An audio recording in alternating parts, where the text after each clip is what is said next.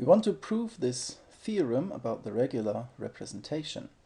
So first of all, we know that the regular representation is a direct sum of copies of irreps, and they can appear with some multiplicities, and the task is to determine these multiplicities here. So I write aj.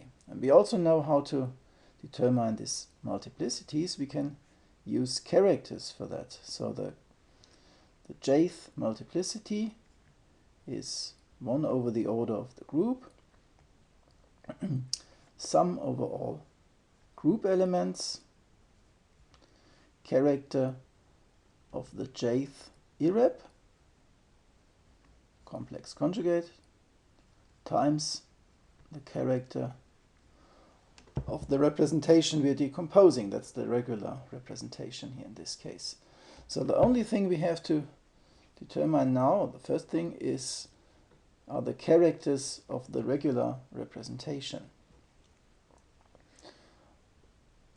Let's start with the identity.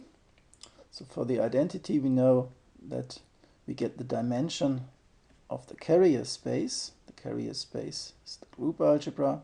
The dimension of the group algebra is the order of the group. Now take any other element of our group. That's not the identity.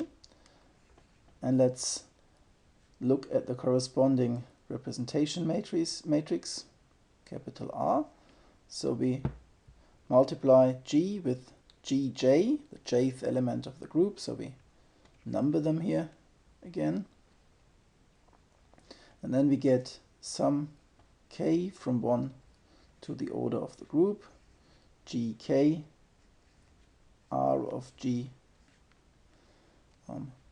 index kj.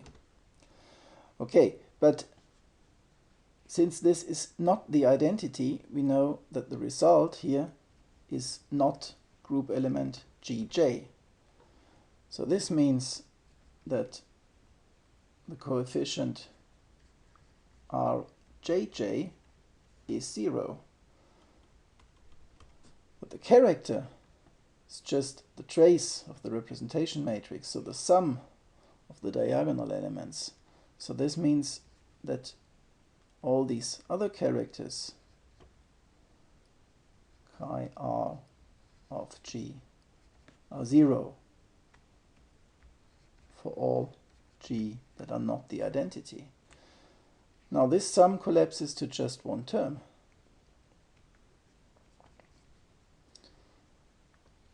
aj, the multiplicity we're after, is 1 over the order of the group.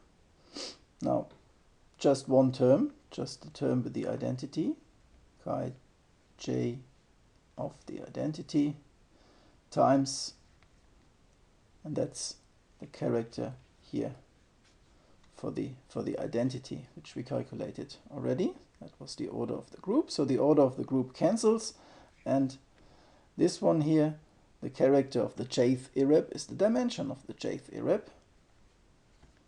And that's exactly what we wanted to show.